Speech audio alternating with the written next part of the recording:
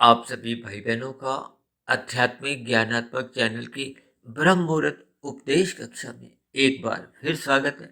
आज की चर्चा का विषय है जीवन का सार। देखिए, आज हमने ये जो जीवन का सार के नीचे हमने एक चित्र सा बनाया है, जिसमें देखिए हमने 100%, 75%, 25% और फिर अंत में हमने 0% से कुछ तीरों द्वारा कुछ एक चित्र को खींचा है। और उसमें हमने देखिए बाएं तरफ युवावस्था लिखा है और दाएं तरफ हमने वृद्धावस्था लिखा है। अब वृद्धावस्था को हमने देखिए सफेद रंग से दर्शाया है, क्योंकि शास्त्रों में बार बार कहा गया है कि जो बचपन अवस्था तो शास्त्रों के अनुसार एक तामसी कही गई। तामसी का अभिप्राय देखिए आध्यात्मिक उन्नति की एक न्यूनता से लिया जाता है। अक्सर ऐसा मान लिया जाता है कि बच्चों को देखिए शास्त्रों का कोई विशेष ज्ञान नहीं होता। अपवाद रूप में कहीं कहीं कोई स्थितियां ऐसी आप देख सकते हो कि बच्चों को बचपन से ही परमात्मा का एक विशेष लगाव हो, आकर्षण हो, उनको शास्त्रों का एक ज्ञान विज्ञान पहले से ही मालूम हो। ऐसी स्थितियां अपवाद रूप में ये बहुत ही कम देखी जाती है। हालांकि युवावस्था में तो देखिए एक रजोगुण की स्थिति विशेष रूप से पाई जाती है। हालांकि युवावस्था में तो परमात्मा के मार्ग पर चलने वाले मनुष्यों की देखिए कमी नहीं है। और उसके बाद तो देखिए प्रौढ़ अवस्था आती है, प्रौढ़ अवस्था के बाद वृद्धावस्था आ जाती है। अक्सर वृद्धावस्था को एक साधारण मनुष्य सत्संग के साथ जोड़ता है, ज्ञान के साथ जोड़ता है, क्योंकि जैसे जैसे उम्र बढ़ती जाती है तो एक मनुष्य का जीवन का कुछ अनुभव बढ़ता जाता है। अनुभव बढ़ने को ही यहाँ देखिए एक सात्विक स्थिति से लिया गया है। इसीलिए तो देखिए हमने ये जो तीरों की स्थिति भी एक अलग अलग दर्शाई है। 100%, 75%, 50%, 25% और 0%। इनको हमने देखिए एक रंगीन रंग से दर्शाया है। रंगीन रंग का अभिप्राय देखिए रजोगुण से है, क्योंकि युवावस्था को भी हमने देखिए रंगीन रंग से दिखाया। अक्सर ऐसा माना जाता है कि युवावस्था में रजोगुण की प्रधानता होती है, विषय भोगों को भोगने की एक लोलुपता होती है, यानी कि एक विशेष रुचि युवावस्था में देखी जाती है, क्योंकि युवा अवस्था में ही एक गृहस्थ जीवन का आरंभ होता है। देखिए, इन सभी बातों को आपको हमें एक ज्ञान पूर्वक समझना है।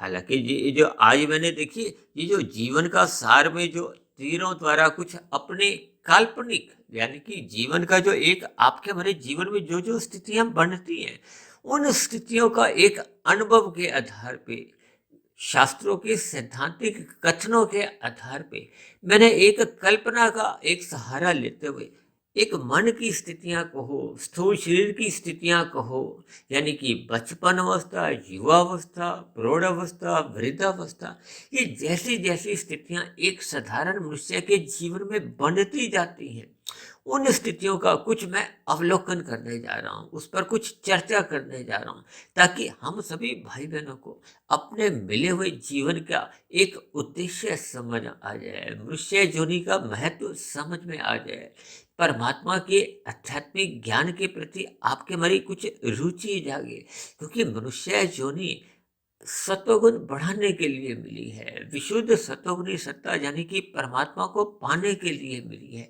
ये जन्म मरण के बंधन को समाप्त करने के लिए मिली है। इन सभी उद्देश्यों की पूर्ति के ध्यान में रखते हुए मैंने देखिए रंगों द्वारा, तीरों द्वारा कुछ समझाने का मैं एक प्रयास करूंगा। हो सकता है मेरे समझाने में कुछ कमी रह सकती है, लेकिन परमात्मा की प्रेरणा से, क्योंकि हम सभी वीडियो ब्रह्म मुहूर्त के समय में ही बनाते हैं, तो परमात्मा का एक विशेष आशीर्वाद वीडियो बनाते समय सदा ही बना रहता है। इसलिए मेरी आप सभी भाई बहनों से विनती है कि आज की वीडियो के भावार्थ को समझना होगा। आपके हमारे ये जो जीवन की स्थितियां हैं, उनको हमें एक ज्ञान पूर्वक समझना होगा, उस पर चिंतन करना होगा, ताकि मिला हुआ आपका हमारा जो एक जीवन है वो एक आध्यात्मिक उन्नति की एक दिशा पकड़े, क्योंकि मनुष्य जोनि को एक परीक्षा जोनि भी कहा जाता है, मनुष्य जोनि को ही एक कर्म जोनि कहा जाता है, मनुष्य जोनि को ही एक साधना जोनि का एक अवसर कहा जाता है। इन सभी स्थितियों को हमें मन के भीतर थोड़ा चिंतन करना चाहिए, ताकि मिले हुए जीवन के अवसर का हम सदुपयोग करते हुए अपने जीवन को जितना अधिक सफल कर सकते हैं। देखिए, यहाँ सफल करने का अभिप्राय आध्यात्मिक उन्नति से है, क्योंकि भौतिक उन्नति तो हम देखिए जितने भी अपने मिले हुए जीवन में कर लेते हैं, वो तो मरने के बाद ही समाप्त समझी जाती है। ये शास्त्रों में 84 लाख प्रकार की योनियों का वर्णन आता है। ये सभी बातें देखिए हम अक्सर अपने प्रतिदिन की चर्चा में इस पर बातचीत करते रहते हैं, लेकिन आज हमारा कुछ अलग ही उद्देश्य है, क्योंकि ये एक जीवन का सार है। ये सार का अभिप्राय एक निचोड़ है कि आपके हमारे मिले हुए जीवन में कैसी कैसी स्थितियां व्यवहारिक स्तर पर बनती हैं। इसीलिए तो मैंने देखिए युवावस्था को 100% से जोड़ा है। फिर जैसे जैसे युवावस्था से आपकी हमारी आयु आगे बढ़ती है, तो फिर मैंने देखिए 75%, 50%, 25% और 0% की स्थिति, यानी कि इसमें एक घटने की स्थितियां दिखाई हैं। इन घटने की स्थितियों को आप देखिए रजोगुण से भी जोड़ सकते हो, संसार से भी जोड़ सकते हो, विषय भोगों से भी आप जोड़ सकते हो, या आपके बारी जो एक दिनचर्या में जो व्यवहारिक स्थितियां होती है उनको भी हम जोड़ सकते हैं। क्योंकि मैंने एक शब्द अभी बताया, व्यवहारिक। व्यवहारिक का अभिप्राय देखिए, ये जो मैंने युवावस्था के साथ जो 100% लिखा ना, ये शादी से पूर्व की एक स्थिति का एक वर्णन करने जा रहा हूँ। अक्सर देखिए शादी से पूर्व एक साधारण मनुष्य की अपने जीवन में मनचाही जिंदगी होती है। मनचाही जिंदगी का मतलब यह है कि वो अपने संसार में उसकी उछल कूद कहो, क्रियाएं कहो, वो अपने आप करने में एक आजाद होता है, स्वतंत्र होता है। देखिए, इन सभी बातों को आपने एक सामान्य स्तर पर इसके भावार्थ को समझना है। इसके भावार्थ को समझने पे ही हम अपने जीवन का जो एक निचोड़ है, जो सार है, जो शिक्षा है, उसको हम एक ग्रहण कर सकते हैं। देखिए, हम जितना अधिक एक व्यवहारिक बातों को और शास्त्रों की जो आध्यात्मिक सैद्धांतिक बातों को हम जितने जितने अंश में समझ जाते हैं, वही आपके हमारे जीवन की एक सफलता है। जैसे कहते हैं ना, शास्त्र आपके हमारे जीवन की एक कुंजी है। अक्सर हम भौतिक शिक्षा में भी देखिए इन कुंजियों का सहारा लेते हैं। कुंजियों का सहारा लेने का अभिप्राय क्या है कि आपके हमारे जीवन में जैसी जैसी घटनाएं घटती हैं, समस्याएं आती हैं, उनका निवारण के लिए पहले ही उत्तर जब लिखे होते हैं, तो उसको एक कुंजी का नाम कहा जाता है। मुझे अब कुछ ऐसा ध्यान आ रहा है कि तकरीबन 8-10 महीने पहले हमने शास्त्र एक कुंजी के ऊपर भी एक ब्रह्म मुहूर्त उपदेश में चर्चा की थी। इन सभी बातों की हमें एक भावार्थ समझने होते हैं, क्योंकि युवावस्था में रजोगुण की प्रधानता होती है। विषय भोगों के प्रति एक विशेष रुचि बनी रहती है। देखिए, युवावस्था में ही ये पति पत्नी के जो एक संबंध बनते हैं, यानी कि एक गृहस्थ जीवन आरंभ होता है, एक पति पत्नी से है, एक लड़का लड़की के दाम्पत्य जीवन से है। ऐसी स्थितियों में मनुष्य का जो विवाह का एक बंधन है, उसमें देखिए जब एक पत्नी घर पे आती है, तो एक स्थिति विशेष में विचारों के स्तर पर कह सकते हो, एक दिनचर्या के स्तर पर कह सकते हो, या आपके हमारे जीवन की जो एक स्थितियां बनती हैं, उसमें देखिए पत्नी का भी एक योगदान बनना आरंभ हो जाता है। तब ऐसी स्थिति विशेष को ही मैंने देखिए युवावस्था की जो एक आजादी का एक घटने की स्थिति दिखाई है। क्योंकि देखिए, एक गाड़ी है, गृहस्थ जीवन को एक गाड़ी कहा जाता है। अब ऐसी स्थिति विशेष में गाड़ी के कहा जाता है ना, 2 पहिए हैं, 4 पहिए हैं, ये केवल मैंने इन स्थितियों के अपने भावार्थ समझने, यानी कि ऐसी स्थिति विशेष में मनुष्य के अपनी जो एक निजी जिंदगी होती है, उसमें एक 25% की एक कमजोरी आने लगती है। इसलिए मैंने देखिए विवाह के बाद की जो एक स्थिति है, वो मनुष्य के जीवन की वो एक 75% से एक संबंध जोड़ा है। अब जैसे जैसे आपका मेरा गृहस्थ जीवन आगे बढ़ता है, यानी कि अब गृहस्थ जीवन चलते चलते जब हम प्रौढ़ अवस्था में पहुंच जाते हैं, तो फिर मैंने देखिए एक 50% की स्थिति का भी एक अवलोकन किया।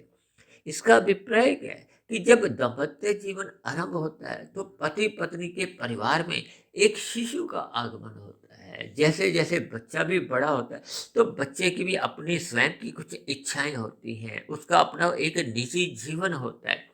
जैसे आपका मेरा बचपन अवस्था बीता था, इसी तरह आपके मेरे परिवार में भी उस शिशु का जैसे जैसे उसमें एक स्थूल शरीर के स्तर पर वृद्धि होती है, तो उसका भी अपना एक किशोरावस्था आरंभ होती है। तब ऐसी स्थिति विशेष में देखिए, आपके स्वयं के जीवन की, देखिए आज मैं जो जीवन का जो एक सार पे जो एक चर्चा कर रहा हूँ, उसका अभिप्राय एक साधारण मनुष्य के जीवन की है। इसका अभिप्राय किसी देखिए लिंग से नहीं है, यानी कि महिला से या पुरुष से नहीं है, एक साधारण स्थिति से। यानी कि जब परिवार में देखिए 1 से 2 सदस्य होते हैं, तो फिर एक सदस्य की स्थिति थोड़ी एक विचारों के स्तर पर फिर थोड़े सहयोग की स्थितियां बनती हैं, क्योंकि फिर जितने भी कुछ निर्णय होते हैं उसमें थोड़ा एक अलग अलग दृष्टिकोण आ जाते हैं। अब जैसे जैसे देखिए बच्चा बड़ा होता है तो बच्चे की अपने एक व्यक्तिगत जिंदगी होती है, बच्चे के अपने एक विचार होते हैं। उन स्थितियों को ही मैंने देखिए, एक मनुष्य के जीवन में पहले 100% की आजादी थी, विचारों से, कर्मों से, किसी भी स्थिति से। अब उसमें गृहस्थ जीवन आरंभ होने पे वो 75% रह जाती है, क्योंकि एक नया सदस्य आ जाता है। फिर उसमें जैसे ही परिवार में वृद्धि होती है, तो फिर मैंने स्थिति को 75 से 50% का इसलिए दर्शाया है, क्योंकि अब बच्चे का आगमन हो गया, यानी कि अब बच्चे की भी एक विचारों को महत्व दिया जाता है, पत्नी के विचारों को भी महत्व दिया जाता है। तब ऐसी स्थिति विशेष में एक मनुष्य की स्थिति का, विचारों का, वो 50% का मैंने एक स्थिति दिखाई है। अब जैसे जैसे देखिए स्थिति और आगे बढ़ती है, तो मैंने देखिए 25% का एक इशारा किया है। 25% का इशारा करने का अभिप्राय क्या है कि जब देखिए बच्चा भी बड़ा हो जाता है, फिर उसका अपना गृहस्थ जीवन आरंभ हो जाता है, तब ऐसी स्थिति विशेष में घर के जो माता पिता होते हैं, यानी परिवार के जो वरिष्ठ सदस्य होते हैं, उसको आप दादा दादी कह सकते हो, नाना नानी भी समझ सकते हो। देखिए मैं बार बार इस बात को बीच बीच में आपको समझा रहा हूँ कि ये एक स्थिति, यानी कि एक जीवन की एक स्थितियों से दर्शा रहा हूँ, ये रजोगुनी भोगों से भी दर्शा रहा हूँ, विचारों की स्थितियों को भी दर्शा रहा हूँ, आपके मरे जो सतोगुण का जो एक ज्ञान बढ़ने की स्थितियों से भी दर्शा रहा हूँ। यानी कि एक स्थिति विशेष में आपके हमारे जीवन में ये सभी स्थितियां कम अधिक मात्रा में देखिए एक परिवर्तनशील होती है, चाहे वो विचारों के स्तर पर को हो, चाहे वो ज्ञान के स्तर पर को हो, चाहे वो संसारी विषय भोगों के स्तर पर हो। क्योंकि मैंने कहा ना, ये युवावस्था और जो 100, 75, 50, 25 और 0%, इसको आप विषय भोगों से, जो आपके हमारे 5 भोग्य विषय हैं, गंध, रस, रूप, स्पर्श और शब्द, इनसे भी ले सकती हो, संसारी आकर्षणों से भी ले सकती हो। यानी कि जैसे जैसे मनुष्य का युवावस्था से गृहस्थ जीवन आरंभ होता है, फिर उसके परिवार में वृद्धि होती है, वो वृद्धि होते होते जब बच्चों का भी अपना एक वैवाहिक जीवन, गृहस्थ जीवन आरंभ हो जाता है, यानी कि माता पिता अब वरिष्ठ सदस्य की स्थिति में आ जाते हैं, तब ऐसी स्थिति विशेष में आपका मेरा खान पीन भोग वो कमजोर होते जाते हैं, क्योंकि ये स्थूल शरीर की एक स्थितियां ऐसी हैं कि आपके मेरे स्थूल शरीर में एक शिथिलता आने लगती है। अक्सर ऐसा माना जाता है कि युवावस्था में हम देखिए कुछ भी खा पी लेते हैं, वो आपको में हजम हो जाता है। जैसे जैसे एक उम्र बढ़ती है, तो फिर देखिए आपको में कुछ छोटी मोटी कुछ एक बीमारियां से आने लगती हैं, एक स्थूल शरीर के स्तर पर रोग आने शुरू हो जाते हैं, और कलयुग में तो ऐसी स्थितियां एक अधिक गति से बढ़ती जाती है, क्योंकि हृदय गति का रोग है, उच्च रक्तचाप का रोग है, मधुमेह का रोग है, और भी विभिन्न स्थितियां। देखिए जैसे जैसे आपका मेरा रजोगुण का खाना पीना एक बढ़ता है, तो ये रोग जल्दी आ जाते हैं। और यदि आपके हमारे रजोगुण एक मर्यादा में रहता है, संसारी विषय भोग हम एक मर्यादा में रखते हैं, तो ये जो स्थूल शरीर के स्तर पर जो एक बीमारियां हैं, वो एक उनमें गति कमजोर रहती है। आपका हमारा वृद्धावस्था में बीमारियां नहीं आती। इन सभी स्थितियों पर हमें थोड़ा विचार करना चाहिए। अपने भोगों को हमें देखिए, ये जो मैंने 100%, 75%, 50% और फिर 25%, यानी कि हमें अपने राशि खाने पीने में ये क्रमशः कमजोरी लानी चाहिए। तभी आपके हमारे जीवन में देखिए, जब जब रजोगुण कमजोर होगा, तब ऐसी स्थिति विशेष में फिर मनुष्य का अपने आप ही सत्वगुण बढ़ता है। इसका अभिप्राय क्या है कि जैसे जैसे आपकी हमारी फिर जो उम्र बढ़ती है, अब घर पे जब पोता पोती एक बड़े हो जाते हैं, उनकी शादी अब हो जाती है, तो वरिष्ठ नागरिकों का सत्वगुण में मन लगने लगता है, सत्संग में मन श्रद्धा पूर्वक टिकने लगता है। ये उसका ज्ञान की वृद्धि कहो, उसके जीवन की एक अनुकूलताएं कहो, इन सभी स्थितियों को देखिए मैंने एक ही जीवन के सार से एक समझाने का एक प्रयास कर रहा हूँ, ताकि ये सभी स्थितियां आपको में जितने जितने अंश में समझ में आती जाएंगी, उतने उतने अंश में फिर आपका हमारा जीवन में एक सकारात्मक परिवर्तन आने लगेगा। क्योंकि मनुष्य जोनि जन्म मरण के बंधन को समाप्त करने के लिए मिली है। यदि हम इस बंधन को समाप्त नहीं भी कर पाते, तो मनुष्य को अपने मिले हुए जीवन का सदुपयोग करते हुए इसको सार्थक दिशा की ओर हमें ले जाना चाहिए। यानी कि हमें परमात्मा का श्रद्धापूर्वक सत्संग करना होगा। यही आपके हमारे जीवन की एक सकारात्मक स्थिति है, यही आपके हमारे जीवन की एक शुद्ध कमाई है। क्योंकि जीवन एक अंतिम स्थिति की ओर जा रहा है। जैसे हम परीक्षा में होते हैं, तो अंतिम स्थितियों में हम अपने उत्तर पुस्तिका की 5 बार जांच पड़ताल करते हैं, क्योंकि आपको हमें देखिए, जितने अधिक अच्छे उत्तर हमने लिखे होंगे, सही सही उत्तर लिखे होंगे, उतने उतने फिर आपको हमें अच्छे अंक मिलेंगे।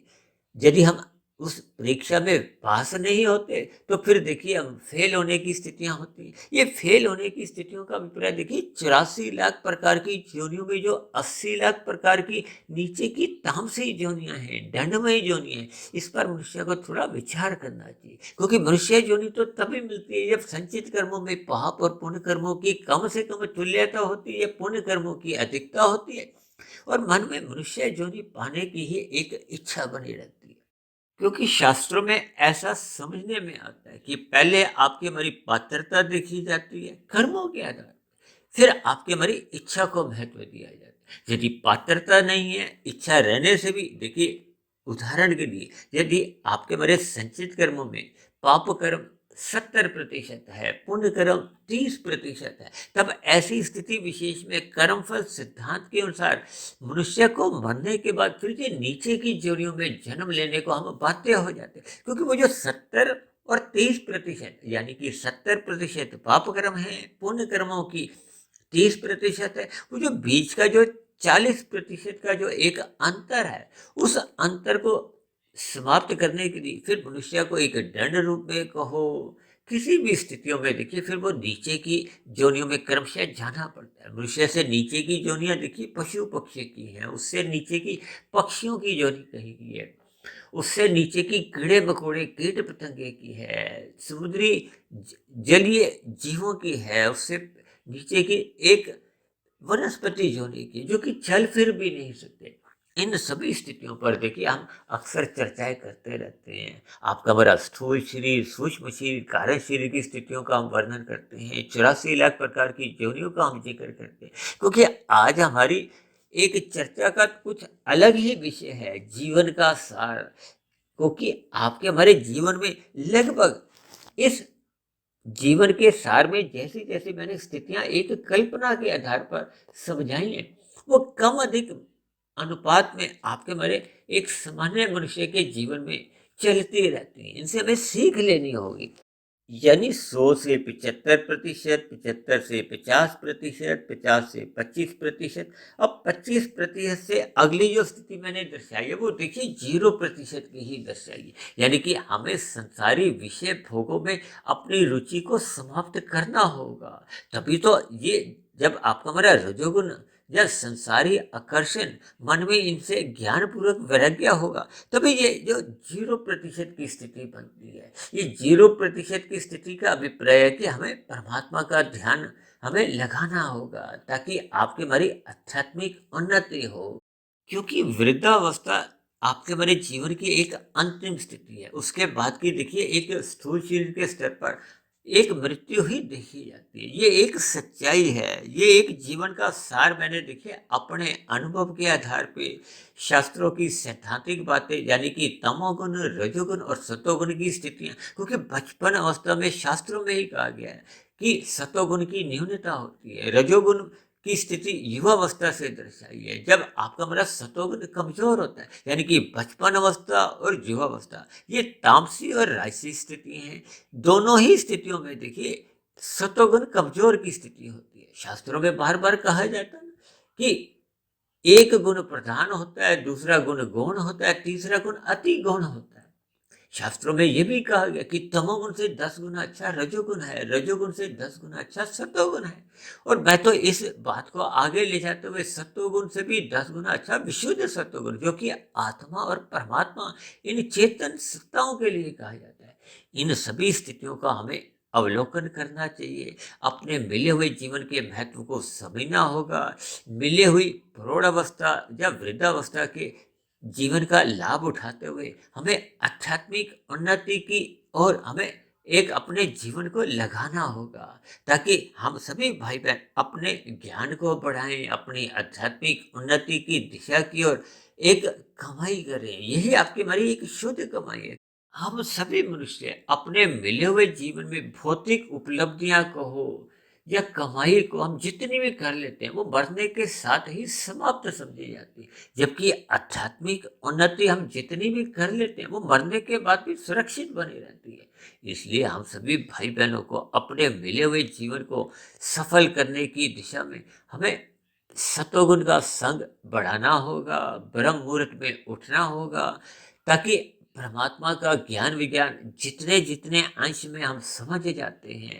विशेष रूप से देखिए आपको हमें मिले हुए जीवन में कारण शरीर को पवित्र करना होगा। अपने कर्मों की जो एक अनुपात है, पाप पुण्य कर्मों का जो एक लेखा जोखा है, उसमें सुधार लाना चाहिए, ताकि मिले हुए जीवन में मरने के बाद आपकी मरी अधोगति की स्थितियां न बने। क्योंकि मनुष्य जोनि कर्म जोनि है, साधना जोनि है। साधना जोनि का अगर मनुष्य लाभ नहीं भी उठाता तो कम से कम मनुष्य को पाप कर्मों से बचना चाहिए। क्योंकि जब जब हम देखिए निषेध कर्म करते हैं, जैसे यातायात में हम निषेध कर्म करते हैं तो आपके हमारे चालान कटते हैं, ठीक उसी तरह मनुष्य जोनि पाकर जब जब हम विधि विधान के अंतर्गत विहित कर्मों को अधिक महत्व नहीं देते, तब ऐसी स्थिति विशेष में अक्सर मनुष्य सत्संग के अभाव में कहो, सतोगुण की न्यूनता के कारण, रजोगुण के प्रभाव के कारण मनुष्य निषेध कर्म करता हुआ तमोगुण में गिर जाता है। उसके कर्मों का लेखा जोखा बिगड़ जाता है, जो मनुष्य को मरने के बाद नीचे की जोनियों में जन्म लेने को फिर बाध्य कर देता है। इन सभी स्थितियों का हमें ज्ञान पूर्वक चिंतन करना होगा। देखिए आज की चर्चा पे मैंने कई दृष्टिकोण पे इन पर थोड़ा अपने विचार रखे हैं, शास्त्रों से भी उनका संबंध जोड़ा है। हो सकता है प्रथम बार आपको ये चर्चा विशेष से कोई विशेष ज्ञान ना भी हो। इस चर्चा को आप एक बार सुनो, दो बार सुनो, तीन बार सुनो। जहां जहां आपको कुछ बात समझ में नहीं आई हो, उस बात को आप नीचे दिए कमेंट्स बॉक्स पर जाकर अपने प्रश्न के रूप में आप लिख सकते हो। और यदि मेरी कही गई बात पर आपको किसी प्रकार की कोई आपत्ति हो, शिकायत हो, मेरी कही गई बातें आपको तर्क संगत सही नहीं लगती हो, इन सभी बातों पर आप नीचे दिए गए कमेंट्स बॉक्स पर जाकर अपने प्रश्न के साथ साथ सुझाव या अपनी आपत्ति भी लिख सकते हो। तो अब चर्चा विशेष को यही विश्राम देते हैं। आप सभी भाई बहनों की भी आध्यात्मिक उन्नति एक गति पकड़े, आपका सतोगुण बढ़े, परमात्मा के प्रति आपके प्रीति के भाव जगे, ताकि हम सभी भाई बहनों का मिला हुआ जीवन एक आध्यात्मिक उन्नति की ओर अग्रसर हो। ऐसी सभी शुभ स्थितियां हम सभी भाई बहनों के बनने के लिए मेरी ओर से आप सभी भाई बहनों को बहुत बहुत शुभकामनाएं। तो चर्चा विशेष को यही विश्राम देते हैं। शाम को फिर मिलते हैं संध्या बेला ज्ञान कक्षा में। तब तक आप अपने आध्यात्मिक मित्र सुधीर भाटिया फकीर को इजाजत दें। आप सभी भाई बहनों की सात्विक दिनचर्या मजबूत हो, परमात्मा में मन लगे और इस आध्यात्मिक उन्नति में आप सभी भाई बहन भी अपनी अपनी स्थिति मजबूत करें। इन्हीं शुभकामनाओं के साथ चर्चा विशेष को यही विश्राम देते हैं। चर्चा को ध्यानपूर्वक सुनने के लिए आप सभी भाई बहनों का बहुत बहुत धन्यवाद।